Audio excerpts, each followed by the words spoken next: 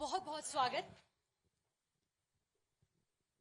और क्योंकि हम राइजिंग शिमला की बात कर रहे हैं और इसकी नींव बहुत पहले से रखी जा चुकी है, मैं शुरुआत बहुत पीछे से तो नहीं करूंगी, लेकिन साल 2017 का जिक्र करेंगे जब आप यूडी मिनिस्टर थे और शिमला को स्मार्ट सिटी। चलिए मैं हाँ बिल्कुल, मैं इस चीज की माफी चाहूंगी, लेकिन आप माइक थोड़ा सा ऊपर कर लें प्लीज सर।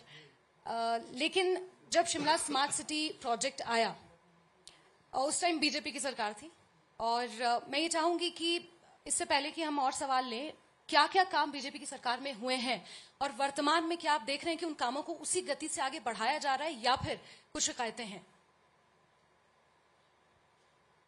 स्मार्ट सिटी जो है एक कंसेप्ट है जो अर्बन एरियाज की पॉपुलेशन दिन प्रतिदिन बढ़ रही है। माइक थोड़ा सा ऊपर कर लीजिए आप। और पॉपुलेशन के साथ साथ जीडीपी में भी जो है वो अर्बन एरियाज का सबसे बड़ा भाग रहता है। 63% जो है जीडीपी में अर्बन एरियाज का जो है वो पार्टिसिपेशन है। सर 1 मिनट के लिए आप होल्ड करेंगे, आपका शायद, सर मैं माफी चाहूंगी, 1 मिनट के लिए आपका ऑडियो शायद नहीं आ रहा है। 1 सेकेंड, माइक चेंज करें प्लीज। हेलो हेलो, हाँ सर प्लीज कंटिन्यू। जी देखिए, जो मैं बता रहा था कि अर्बनाइजेशन जो है वो देश में तीव्र गति से हो रहा है और अर्बन एरियाज जब बनते हैं तो उसके कारण जो है प्रगति और विकास भी होता है और उसके कारण जो है वो हिंदुस्तान का जो 63% 2011 की सेंसस के मुताबिक जो है जीडीपी बनता है। इसलिए जो भी सरकार रही है उसने इस दिशा में जो है वो काम किया है। सबसे पहले यूपीए की सरकार डॉक्टर मनमोहन सिंह के नेतृत्व में जब बनी तो JNNURM नाम से एक प्रोजेक्ट आया जो अर्बन एरियाज के लिए था। 63 सिटीज थी उसमें और Shimla was one of the cities included in that. उसके बाद जो है वो अटल जी प्रधानमंत्री थे तो उनके नाम से जो है वो नरेंद्र मोदी जी के टाइम अमृत नाम से जो है एक प्रोजेक्ट जो है वो बना जो सारे जो है सिटीज के लिए था। 2014 में जब हिंदुस्तान में एक राजनीतिक परिवर्तन हुआ और नरेंद्र मोदी जी प्रधानमंत्री बने तब स्मार्ट सिटी का कंसेप्ट आया और स्मार्ट सिटी के नाम से जो है वो अर्बन डेवलपमेंट के लिए एक प्रोजेक्ट सेंट्रल गवर्नमेंट ने कंसीव किया और उस प्रोजेक्ट में डिफरेंट सिटीज जो है वो उनके अलग अलग पैरामीटर्स के आधार पर उनकी मार्किंग होती थी और उसके आधार पर जो है वो देश में 100 सिटीज जो है वो तय हुई और शिमला जो है वो सेकंड थर्ड राउंड में जो है वो स्मार्ट सिटी के रूप में आया जी। तो इसलिए 2017 में स्मार्ट सिटी का काम जब प्रारंभ होना था तो उस वक्त तो सारे सिटी में क्या क्या काम होने हैं, अलग अलग एरिया डिमार्केट होने हैं, उस तरह से जो है वो काम होता रहा और उसके बाद स्मार्ट सिटी का ऑफिस एस्टेब्लिश किया जाए, उसके लिए अलग अलग ऑफिसर्स अपॉइंट किए जाए, इस पर चर्चाएं होती रही। लगभग 2 साल तक जो है वो उसी में काम टाइम निकल गया और एक ये निकला कि क्योंकि ये प्रोजेक्ट सेंट्रल गवर्नमेंट का हिमाचल प्रदेश स्पेशल स्टेट है इसलिए यहाँ पर 1090 की परसेंटेज से जो है वो सेंट्रल प्रोजेक्ट में हिस्सा मिलता है।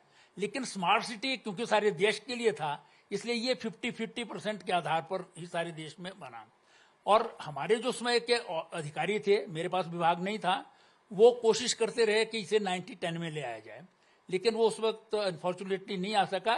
फिर उन्होंने जो है वो प्रोजेक्ट्स क्या इसमें लाए जाएं उसके लिए काम करना शुरू किया और जब यूडी मेरे पास आया तो मैं जो फाइनेंस मिनिस्टर हैं निर्मला सीतारमण जी से और वर्तमान जो हमारे अर्बन डेवलपमेंट मिनिस्टर थे उस वक्त हरदीप पुरी से उनसे मिले तो ये 90-10 उन्होंने एक्सेप्ट कर दिया। लेकिन जो सेंट्रल गवर्नमेंट की 500 करोड़ पहले से देना था उसकी जो है कैप लगा दिया कि भी 500 करोड़ से ज्यादा सेंट्रल गवर्नमेंट नहीं देगी, आप उसमें 10% दें, 20 दें, 50 दें, जो देना है वो स्टेट जो है वो दे सकती है। तो इसलिए उसमें प्रोजेक्ट का पैसा जो है वो कम हो गया क्योंकि स्टेट गवर्नमेंट जो है इस कंडीशन में कभी भी नहीं रहती है कि वो पैसा जो है वो ज़्यादा दे सके। इसलिए उसके बाद काम शुरू हुआ और काम यहाँ पर एक दफ्तर के अधीन नहीं हुआ।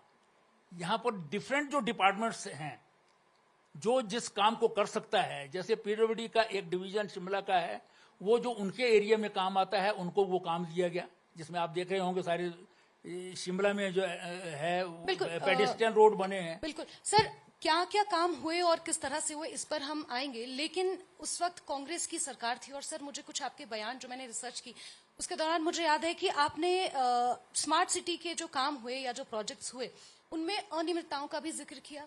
और उस वक्त आपका ही ये बयान था कि जब हमारी सरकार सत्ता में आएगी तो कुछ ऐसे टेंडर्स जो यूं ही पास कर दिए गए, कुछ ऐसे काम जिनमें अनियमितताएं पाई गई, उनकी जांच की जाएगी। तो वर्तमान समय में क्या स्थिति है और जो प्रोजेक्ट उस वक्त शुरू हुए थे, क्या कांग्रेस उन प्रोजेक्ट्स को आगे बढ़ा पाई है? जहां तक कि सवाल हमारा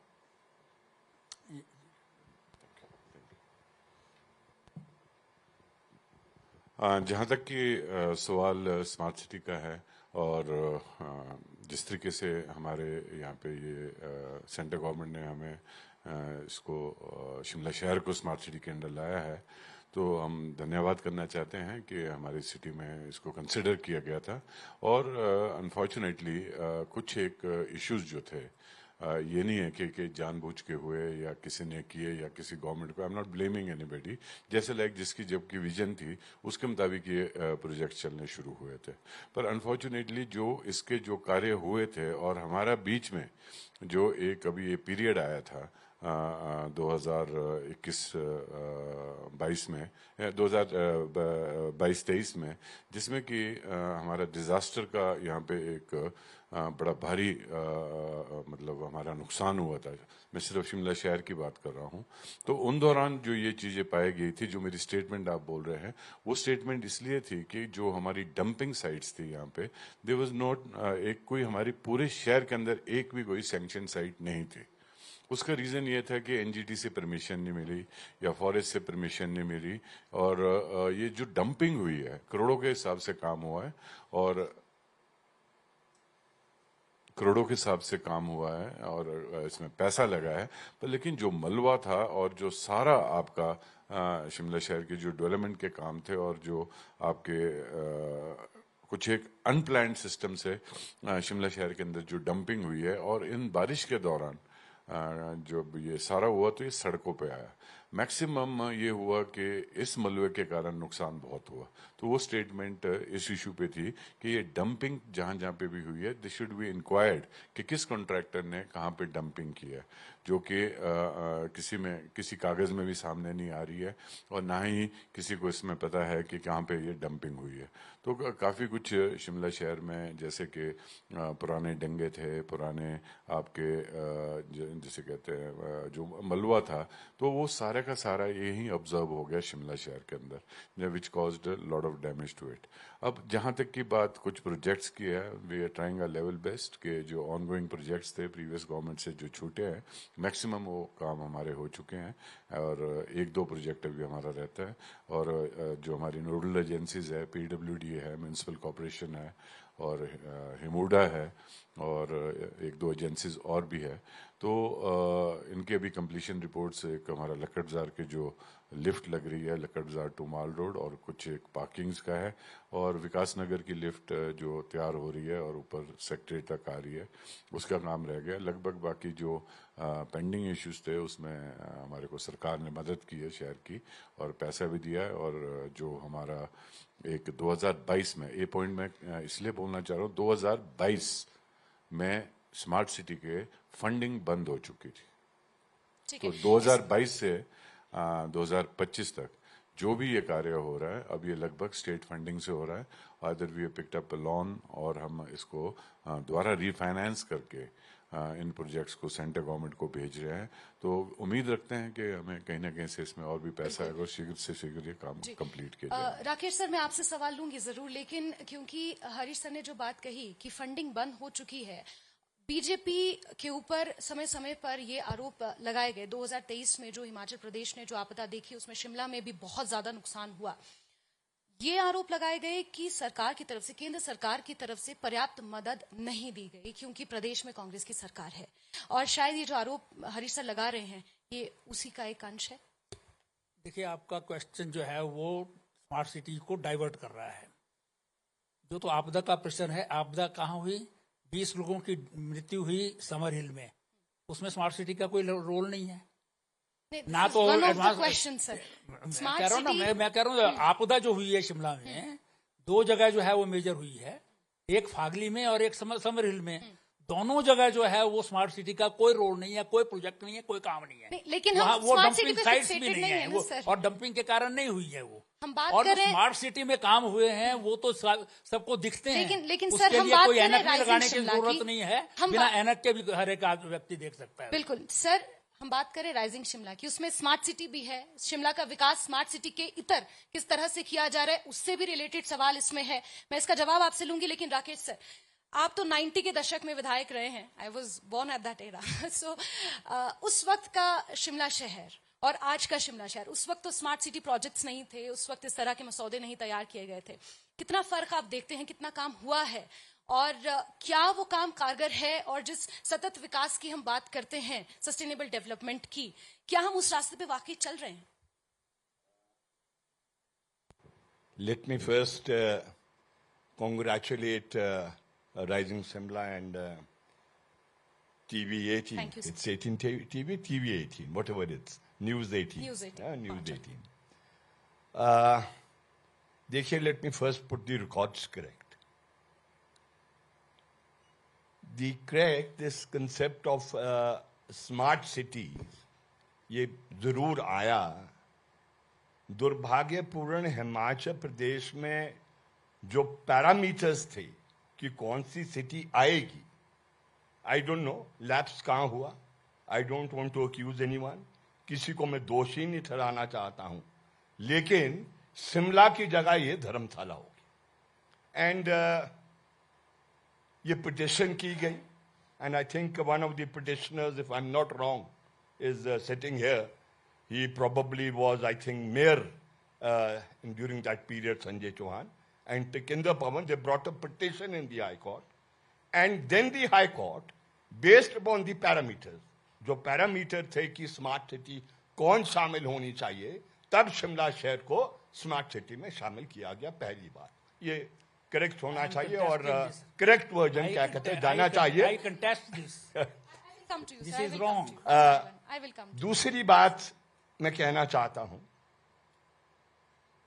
विरोध हो ना हो, लेकिन यह हकीकत सच्चाई है। जिस तरीके से शिमला शहर स्मार्ट बनना चाहिए था, दुर्भाग्यपूर्ण नहीं बन पाया। क्यों नहीं बन पाया, मैं इसकी गहराई में नहीं जाना चाहता हूं। कोई भी शहर की खूबसूरती, उसकी जो सीनिक है, जो उसका उसकी ब्यूटी है, जो उसका एनवायरनमेंट है, जो उसका ब्रिंगिंग अप है, वो बहुत महत्वपूर्ण है ना उसको स्मार्ट या अनस्मार्ट बनाने के लिए। देखिए, मैं इस पक्ष का हूं, जब यहां पर गोरखे आए थे और अपने आप को स्थापित करना चाह रहे थे, तो यहां के राजाओं ने बुलाया ब्रिटिश को, तब ब्रिटिश आया यहां पर। It is by accident the Britishers have come to Shimla. और इतना खूबसूरत शहर था, और जो निर्माण करना शुरू किया उन्होंने, आप पुराना शहर देख लीजिए और आज का शहर देख लीजिए, उसमें रात दिन का अंतर है। कहां तक ऑन व्हाट क्वेश्चन? ऑन उसकी एस्थेटिक वैल्यू जो है। आप कहीं चले जाए, हमने जो सड़क के साथ जो पैरापिट्स खड़े कर दिए, या पैरापिट तो नहीं कहना चाहिए, रिटेनिंग वॉल्स खड़े किए, दे लुक सो अगली। कोई भी जो पास करता है वो उसको अच्छा नहीं मानेगा। जो ब्रिटिश का लगा हुआ पत्थर था, आज भी उसकी जो सीनिक ब्यूटी है, जो उसकी एस्थेटिक वैल्यू है, बहुत अधिक है। मुझे माफ करे, सब माफ करे, तो वो पहलू है। तो जिस समय हम 93 में मैं एमएलए बना, वो शहर उस समय it is yet developing, it will keep developing. चीज डेवलप करती रहती है, उस दिन और आज के बीच में अंतर बहुत हो गया है। आबादी बढ़ गई है, प्रेशर्स बहुत बन गए हैं, और खास तौर पर एक हिस्सा समाज का, जिसको हम कहेंगे जो लैडर में सबसे नीचे है, वो बिल्कुल ही भार होता जा रहा है, ऐसा मेरा मानना है। सुरेश भारद्वाज जी, आप कुछ कहना चाह रहे थे, आपने पोज किया था। देखिए, सिंघा जी जो है वो बड़ी पुराने समय की जो है वो बातें करते हैं। जब इनके पेरेंट्स भी कोटगढ़ में रहते थे, मेरे जो है वो रोडू में रहते थे, और हरीश जी के भी रोडू रहते थे। आज हमारी सबकी फैमिलीज यहाँ पर रहती हैं। तब ये शहर 15,000 की आबादी के लिए अंग्रेजों ने जो है वो इसको डेवलप किया था। गुमा में जो है वो उस वक्त पानी आता था और चाबा से जो है वो बिजली आती थी। लेकिन आज जो है वो भाखड़ा की बिजली भी कम हो रही है। आज शिमला के लिए पानी जो है वो कम हो रहा है, सतलुज से पानी उठाना पड़ रहा है। आज की पॉपुलेशन जो है वो शिमला की जो फ्लोटिंग पॉपुलेशन गर्मियों में रहती है वो 5-6 लाख से ऊपर की होती है, और परमानेंट पॉपुलेशन यहाँ पर जो है लगभग 2.5-3 लाख की हो गई है। तो इसलिए इंफ्रास्ट्रक्चर उसके हिसाब से बनेगा ना। आप जो है वो यहाँ पर पेड़ पौधे, हम भी मानते हैं पेड़ कटे तो क्यों कटे। जब यहाँ पर मकान बनेंगे तो पेड़ कटेंगे, कुछ ना कुछ कटे हैं, कुछ लीगल कटे, कुछ इलीगल कटे, वो समय की सरकारों के हिसाब से। तो मेरा ये कहना है कि जब डेवलप करना है सरकार आपको किसी सिटी को, आप स्मार्ट सिटी का कंसेप्ट ला रहे हैं आज, तो आप स्मार्ट सिटी में जो है वो सिर्फ सीनिक ब्यूटी जो है वो सब चाहते हैं। यहाँ पहले एक कोठी होती थी और एक जो है वो लॉन होता था, उसमें बाहर के जो है गर्मियों में आते थे, बैठे रहते थे। आज ऐसा संभव है क्या? लेकिन ये भी तो एक सच्चाई है ना सर, कि पिछले कुछ सालों में शिमला वाकई कंक्रीट का एक जंगल सा बन गया है।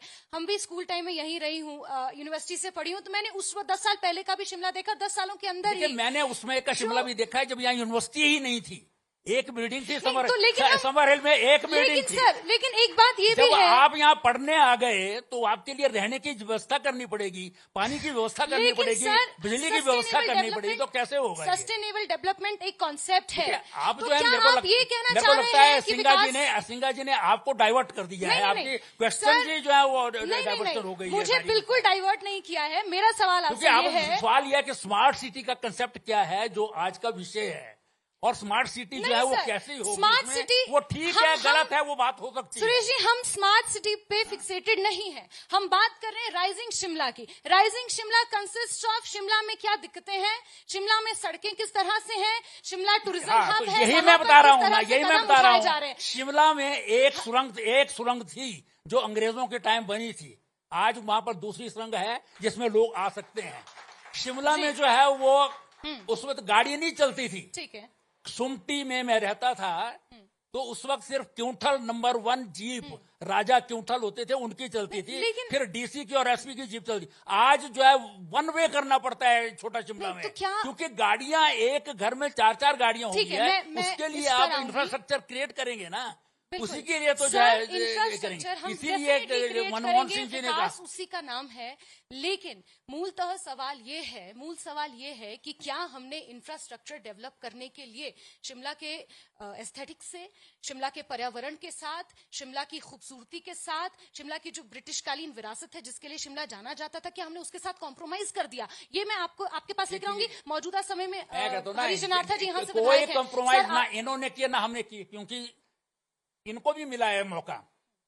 5 साल में जो है वो म्युनिसिपल कॉर्पोरेशन में इनको ही मौका मिला है, लेकिन उस वक्त जब मौका मिला तो जेएनयूआरएम में जो है वो 150 करोड़ रुपया पानी की सप्लाई के लिए आया था, जो वापस कर दिया, जो हुआ ही नहीं। जिसमें रिसेंटली घोटाला भी निकला है, उसके लिए जो उस पर भी मैं आऊंगी। आज आपको जब बढ़ाना है काम को, देखिए मैं कह रहा हूँ पॉपुलेशन जब यहाँ पर बढ़ेगी तो आपको कुछ ना कुछ तो क्रिएट करना पड़ेगा ना, आपको पानी लाना पड़ेगा कहीं से, उस पर खर्चा करेगा। आपने पानी का जिक्र कर दिया है, आपने पानी का जिक्र कर दिया है, तो आपको जो है वो सड़कें बनानी पड़ेगी। शिमला में ये कह रहे हैं कि पुराने जमाने का पत्थर है, मैं बिल्कुल एग्री करता हूं उनके साथ, लेकिन सड़क को अगर चौड़ा करना है तो आप उसके लिए अल्टरनेटिव बताइए कैसे होगा? वो पत्थर की जो 2-2 फुट की 3-3 फुट की दीवारें थी, उनको कम करके जो है वहां पर कंक्रीट की दीवार बनाई जाएगी। आप इसके अलावा कोई और तरीका बता दीजिए ठीक है, कि ठीक है, इस आप पर हम सड़क आएंगे, चौड़ी लेकिन करेंगे हरीश जी, जिसमें 3-3 गाड़ियां चल सके एक एट ए टाइम में। तो इसलिए गाड़ियां जब चलाएंगे आप तो सड़कें चौड़ी होंगी, सड़कें चौड़ी होंगी तो उसके लिए कुछ ना कुछ आपको करना पड़ेगा। बिल्कुल, बिल्कुल, क्योंकि आपको जो है वो आप टनलिंग हो रही है यहाँ पर, जो हमारा 4 लेन बन रहा है उसमें भी टर्न आ रही है, चरौंठी से जो जी, है जी। वो बिल्कुल सर, टर्न मैं निकलेगी। मौजूदा समय में, क्योंकि हरीश जी विधायक हैं, उनका भी टेक जरूरी है। हाँ बिल्कुल, सर, ये आगे बढ़ा रहे हैं, जो स्मार्ट सिटी का प्रोजेक्ट था उसको आगे बढ़ा रहे हैं। बिल्कुल, बिल्कुल। क्योंकि इन्होंने जो कहा था कि 2022 में फंडिंग बंद गई, और बिल्कुल बंद हो गई, क्योंकि 5 साल के लिए प्रोजेक्ट था। 31 मार्च 2022 को जो फंडिंग थी बंद हो गई। जितना पैसा केंद्र से आना था, सब जो प्रोजेक्ट तय किए थे, बोर्ड बना हुआ है चीफ सेक्रेटरी की अध्यक्षता में, वही तय करता है, उसमें कोई पॉलिटिकल इंटरफेरेंस नहीं होती है। उन्होंने जो तय किया था उसमें टेंडर हो गए, पैसा आ गया, लेकिन जब आप काम पूरा नहीं होगा टाइम पर, आगे बढ़ेगा तो एस्केलेशन होगी कॉस्ट में। जो कॉस्ट एस्केलेट हुई है, आप प्रोजेक्ट को ठीक बढ़ा है रहे हैं तो हरीश जी, आपको हम पैसा स्मार्ट खर्चना सिटी पड़ेगा। से थोड़ा सा आगे बढ़ते हैं, और मौजूदा समय में आप शिमला शहर को किस तरह से देखते हैं? क्या हम वाकई कह सकते हैं कि शिमला जैसे से अभी हमारे मतलब सीनियर लीडर्स हैं, दोनों बैठे हैं, तो इनके मुताबिक जो इन्होंने कहा है कि स्मार्ट सिटी का, हम मानते हैं कि स्मार्ट सिटी अब आई है और स्मार्ट सिटी में काम हुआ है, पर स्मार्ट सिटी का जो मतलब था, हमारी जो सोच है, ये मेरे व्यूज़ है और मैं पब्लिक के जो व्यूज़ लिए हैं उसके मुताबिक स्मार्ट सिटी का मतलब हमारा ये था कि we should have decongested Shimla. Decongest करने का मतलब ये था कि सराउंडिंग एरिया हमारा डेवलप होना बहुत ज़रूरी था, और जो एसेंशियल चीज़ें शिमला शहर के अंदर थी, जैसे कि पार्किंग्स है, एस्केप रूट्स हैं, बाईपासेस हैं, और आपके वार्ड वाइज एक अच्छा हेल्थ सेंटर है, और एक अच्छे स्कूल्स हैं। जो स्कूल्स आपके एक जहाँ पे हमारे मैक्सिमम बच्चे गवर्नमेंट स्कूल्स में पढ़ते हैं, उनकी डेवलपमेंट थी। हेल्थ पॉइंट ऑफ व्यू से हमारे को डिस्पेंसरीज या पीएससीज होनी चाहिए थी। कनेक्टिविटी ऑफ जो रोड्स है वो प्रॉपरली वाइडनिंग ऑफ रोड्स उन वार्ड्स के लिए होने चाहिए थे। इंडिविजुअली हमने चारों तरफ इसको हमारा जो हमारी विजन है उस तरीके से होना चाहिए था। और जहाँ की कंजेशन की बात आती है तो शिमला को डीकंजेस्ट करना बहुत ज़रूरी था। शिमला के सराउंडिंग एरियाज में, जहाँ पे जैसे हमारा कोर एरिया है, इसमें काफ़ी काम हुआ है। तो कोर एरिया का मतलब ये ब्रिटिश की हेरिटेज सिटी थी। इवन हेरिटेज सिटी डिस्टर्ब हुई है। जो जिसके शिमला जिसके लिए माने जाता है कि क्वीन ऑफ हिल्स है, वो एरिया डिस्टर्ब हो गया। जिस तरीके से इसका आर्किटेक्चर था, जिस तरीके से इसका एक जो हेरिटेज लुक थी, we should have maintain that. एक चीज़। दूसरा, हमारा जो स्टील का जो इसमें यूज़ हुआ, उसको कम तरीके से भी हम उसको यूज़ कर सकते थे।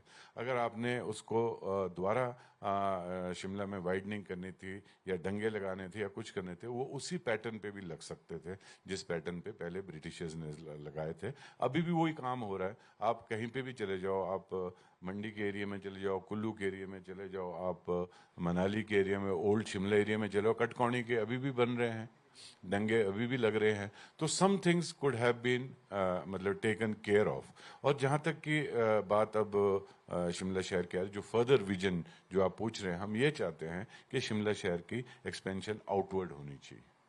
हमारे पास जैसे जाठिया देवी एरिया है, कुछ एक मशोबरा का एरिया है, कुछ एक सुमटी से नीचे का एरिया है, और चारों तरफ शिमला के चारों तरफ एरियाज भी है जो कोर भी नहीं है, ग्रीन भी नहीं है, और जहाँ पे हम नए शहर बसा सकते हैं, तो उसको हम डेवलप कर सकते हैं। अगर शिमला को हम डीकंजेस्ट करेंगे, फॉर्चुनेटली या अनफॉर्चुनेटली, शिमला में जो फ्लोटिंग पॉपुलेशन है वो यहाँ के जो ओरिजिनल रेजिडेंट्स है उनसे ज़्यादा है।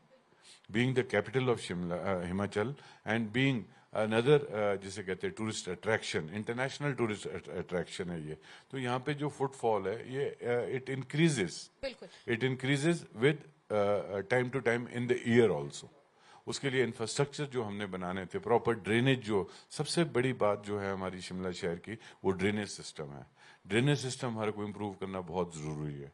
सेकंड, हमारा शिमला शहर के अंदर जितने भी आपके ओवरहैंगिंग वायर्स हैं और जितने भी आपके इसमें जिसमें एक बंदरों का खासकर से बड़ा भारी यहाँ पे एक आतंक है और उनके वो पॉइंट्स बने हुए हैं सारी तरह से, पूरा तारों का जंगल बना है। इनको भी हम कुछ ना कुछ कर सकते थे, जो हमने सोचा है अब हम उसको करेंगे। हम, मेरा कहने का मतलब ये है, हम बढ़ाएंगे चीजों को, आगे बढ़ाएंगे, लोगों को इसमें पार्टिसिपेट करवाएंगे। जो यहाँ के स्टेक होल्डर्स है, they should be asked, they should be put into the loop कि तुम्हारे को किस चीज की जरूरत है। जिन्होंने सर, इस दिशा में क्या सरकार बढ़ रही है आगे? इसमें बढ़ रही है आगे, जो आपके खासकर जैसे मैंने एक दो बात बोली है, जो डक्टिंग है, वायर की ओवरहेड वायरिंग्स वगैरह के, इसके लगभग टेंडर्स फाइनलाइज हो चुके हैं। I think very soon we are going to start, और उसको हैपेजेंट मैनर में नहीं किया जाएगा, फेस वाइज उसको हम करने को जा रहे हैं। और पीडब्ल्यूडी उसको हमारे एक नोडल एजेंसी है, इन्होंने इसमें रिपीटेडली मीटिंग भी ली है as urban development minister also, and CM साहब also has taken these meetings repeatedly और इंस्ट्रक्शंस दी गई है। तो इस तरीके से इसमें भी हम करेंगे। पार्किंग लॉट्स डेवलप करने बहुत जरूरी हो गए हैं, और वाइडनिंग, अब हम काट रोड की वाइडनिंग 122 करोड़ रुपया हमारे पास इसमें आया है। We will not like to disturb people, पर जहां वाइडनिंग हो सकती है वहां वाइडनिंग करेंगे और साथ साथ पार्किंग देंगे, क्योंकि शिमला शहर में स्मार्ट सिटी के तहत, चाहे भारद्वाज जी के टाइम में या सिंघा साहब के टाइम में, हर टाइम में ये वाइडनिंग हुई है, पर वो पार्किंग लॉट्स बन गए। जहां पे भी वाइडनिंग हुई है, तो हमारा एक विजन है कि पहले हम पार्किंग्स दें लोगों को और फिर वाइडनिंग करें, ताकि रोड से वो गाड़ी हटा के पार्किंग में, तो ईज ऑफ ट्रैफिक हमारे को उस तरीके से। कंजेशन एक बहुत बड़ी प्रॉब्लम है राकेश सर आज की डेट में। मेरा सवाल आपसे ये है कि हमने डेवलपमेंट के नाम पे पूरे शिमला शहर के साथ, उसके पर्यावरण के साथ, उसके स्ट्रक्चर के साथ हमने कॉम्प्रोमाइज किया। नतीजा ये हुआ कि बहुत से इलाकों में पीने के पानी की किल्लत, ठियोग के घोटाले का मैं खास तौर पर जिक्र कर रही हूं, उसके बारे में भी।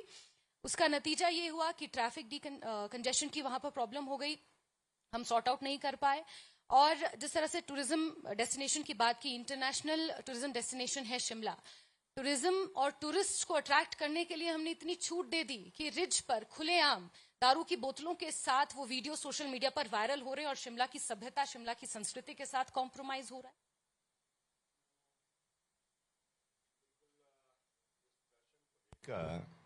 मैं इसको इस रूप में देख रहा हूं, जहां rising Shimla we should also be able to attract.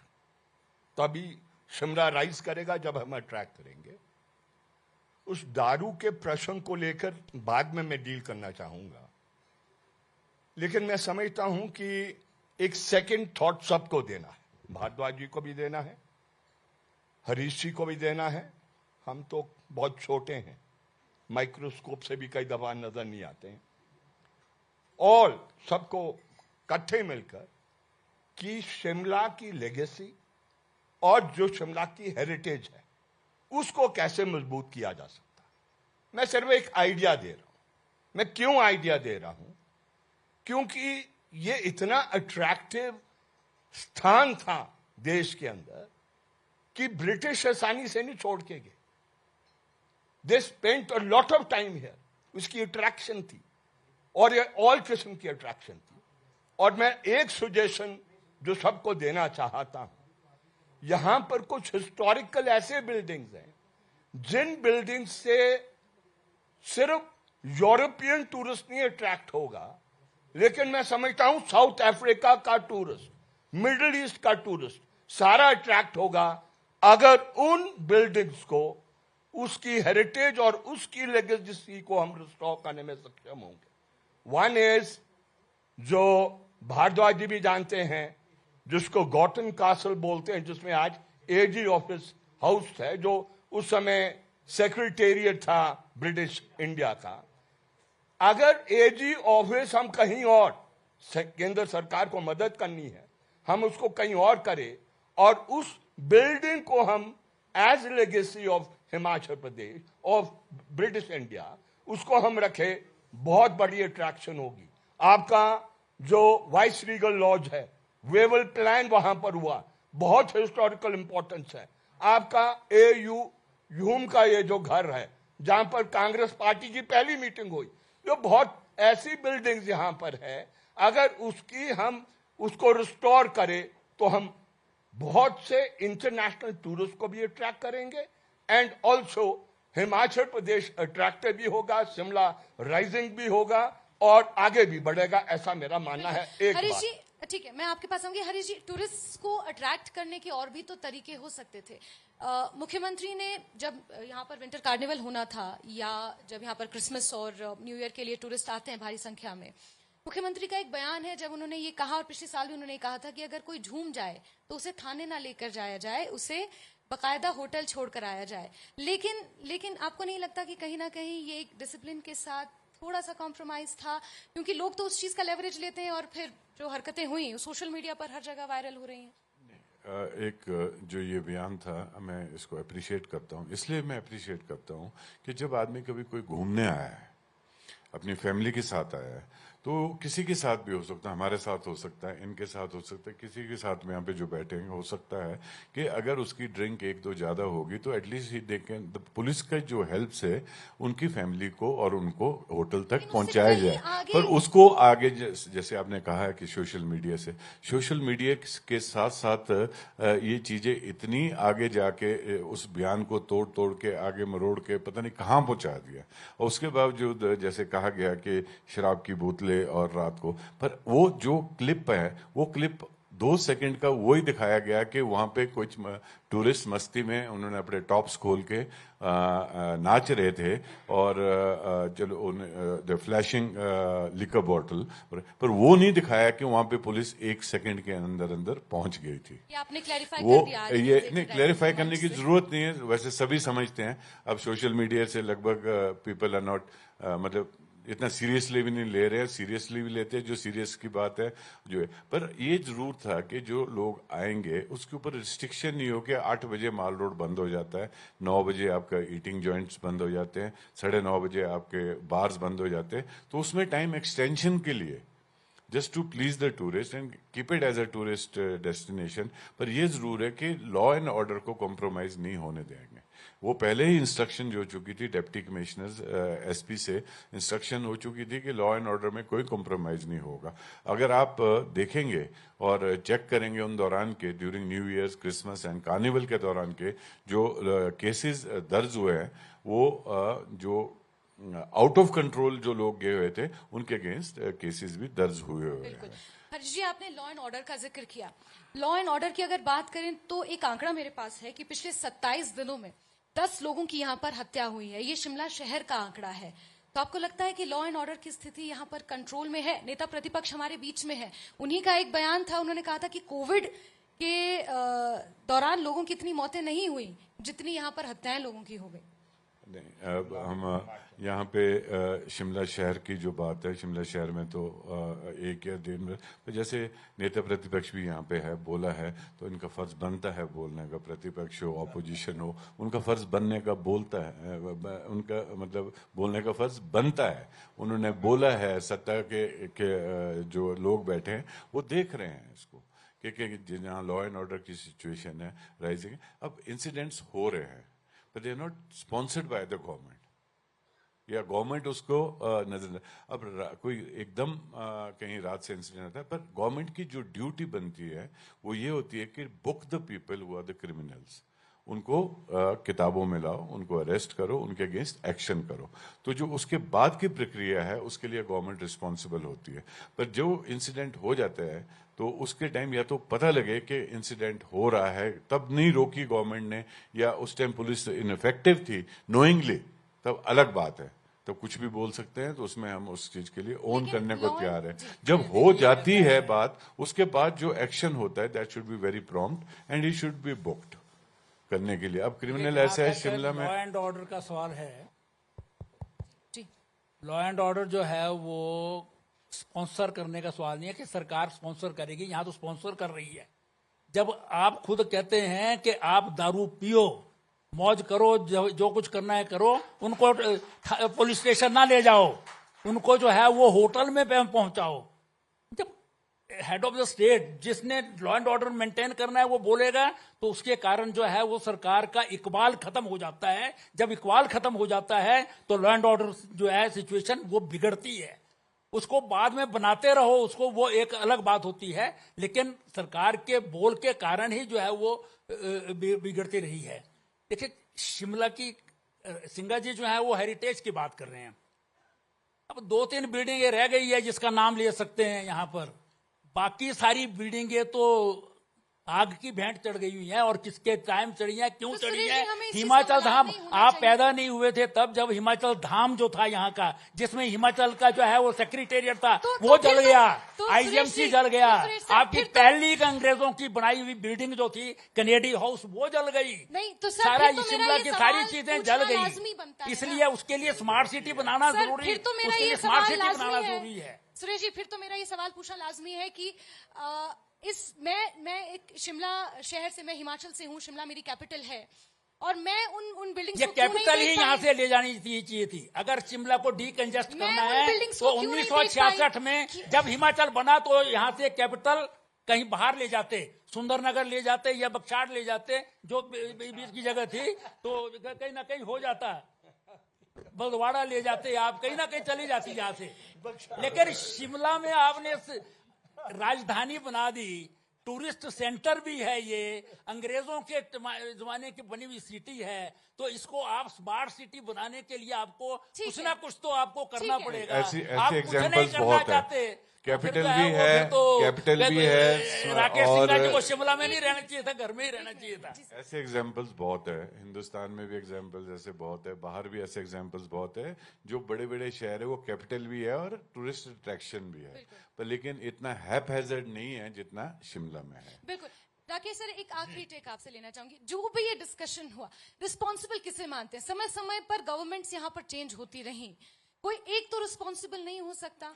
कुछ ऐसे मोर्चे होते हैं जहां पर कोलैबोरेटिव डिसीजंस लेने की जरूरत पड़ती है। एक आखिरी टेक आपसे। देखिए, रिस्पॉन्सिबल जैसे जैसे ये वाला समाज आगे बढ़ेगा, इसमें पीड़ा भी बढ़ेगी, क्राइम भी बढ़ेंगे, एंड ऑल्सो एक ऐसी स्टेज आएगी जहां पर ये स्टेट के कंट्रोल से बाहर हो जाएगी। ये ग्रोइंग जो विकास का रास्ता हमने अपनाया है, जिसको हमने 1991 में अडॉप्ट किया, the new liberal path of development या नव उदारवाद का विकास का रास्ता है, जहां धीरे धीरे सारी जो सेवाएं हैं, जब आप निजी हाथ में सौंप देते हैं, तो उसमें टेंशन पैदा होती है, बेरोजगारी पैदा होती है, अनिश्चितताएं पैदा होती है, और एक ऐसा सेक्शन जिससे बियॉन्ड चल जाएगी सारी सेवाएं, हेल्थ, स्कूल, एजुकेशन, इलेक्ट्रिसिटी और पीने का पानी, we are advancing towards that.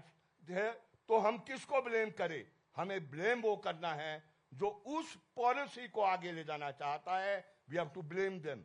लेकिन यहां पर भारद्वाज जी पर लांछन लगाऊं या जयराम जी पर, आप कह रहे थे ना कि नेता पर हरीश जी पर नहीं लगा सकते आजकल, क्योंकि बी टीम बन गई है। असल में बन गई है इनकी। अगर जयराम जी मैं तो नहीं आपकी भी लगाएंगे, बेटी हूँ सर, वो ऐसा लांछन नहीं। नहीं सभी की लगाएंगे बेटी हूँ तो मैं। सत्ता में कैसे आएंगे? ठीक है। वो तो लगाने हैं तभी सत्ता में आएंगे। ये So, सर- you जो have to facts see है, everything with a very critical जो eye. facts है, विपक्ष facts- का काम तो क्रिटिकल आई से देखने का है। मैं ये बखूबी मैम, समझ- लास्ट में मैं बोलना चाहता हूँ, जो फैक्ट्स है, फैक्ट्स को तोड़ मरोड़ के कुछ भी नहीं कर सकते हैं। पब्लिक जानती है, और शिमला की पब्लिक एजुकेटेड पब्लिक है, वो सब चीज जानती है, कहाँ गलत है, कहाँ गलत नहीं है। उनको राय में लेके, उनको लूप में रख के, जो यहाँ के स्टेक होल्डर्स है, उनके मुताबिक उनसे पूछ के, और उनसे जो उनको जरूरत है उसको जरूरत पूरी करने की आप कोशिश करेगी, तो ऐसे लड़ने की हमारे को जरूरत नहीं नहीं, हम पड़ेगी। लड़ नहीं रहे हैं सर, हमें हैवी डिस्कशन की जरूरत देखिए, नहीं। मैं कह रहा हूं, समय हमें स्मार्ट इजाजत सिटी नहीं का दे जो रहा। कंसेप्ट है उसमें सबकी राय ली गई है। बिल्कुल। मैं इस बात से संजय बिल्कुल चौहान जी, सहमत हूं, संजय लेकिन चौहान जी सर- यहाँ बैठे हैं, इन्होंने मीटिंग्स बुलाई जिसमें इन्होंने सारी पार्टियों के जो एमपी थे, एमएलए थे, जो शिमला को बिलोंग करते थे, काउंसलर थे, उन सबको बुलाया सर, था, मैं स्टेक होल्डर्स ये को बुलाया था। समझती उसके हूं, आधार मैं ये पर समझती कंसेप्ट हूं। बना था और उसके आधार पर बाद में एग्जीक्यूशन हुई है। बिल्कुल सर, मैं ये समझती हूँ कि हम एक ऐसे शहर के बारे में बात कर रहे हैं जो कहीं ना कहीं हर एक हिमाचल वासी के लिए एक इमोशनल मुद्दा है। या तो वो यहाँ रहते हैं, या उन्होंने नौकरी की है, या शायद यहाँ पढ़ाई की है, तो एक अलग सेंटिमेंट शिमला के साथ जुड़ा हुआ है, और शायद यही कारण है कि लोगों की भावनाएं शिमला शहर के साथ साथ बेसिकली कनेक्टेड हैं। और हमने राइजिंग शिमला के बारे में बात की, बहुत सारे पहलुओं के बारे में बात की। हम इस चर्चा को आगे बढ़ाते, लेकिन समय हमें इजाजत नहीं दे रहा है। राकेश सर, हरीश जनार्था सर और सुरेश भारद्वाज जी, आपका बहुत बहुत शुक्रिया, आप इस मंच पर आए और शिमला शहर के बारे में, राइजिंग शिमला के बारे में आपने इस सार्थक चर्चा में हिस्सा लिया और हमारा कहीं ना कहीं इन दर्शकों का और हमें जो टीवी पर देख रहे हैं उनका मार्गदर्शन भी किया। आपका बहुत बहुत न्यूज शुक्रिया। 18 का आपका हम भी जो है बहुत वो बहुत बहुत शुक्रिया। बहुत आभार व्यक्त करते हैं कि Thank you, उन्होंने sir. शिमला को हाईलाइट किया है Thank कि you, sir. प्रॉपरली हाईलाइट होगा तो शिमला आगे बढ़ेगा। बिल्कुल बिल्कुल सर, यही मकसद थैंक है। You, thank you, thank you, thank you.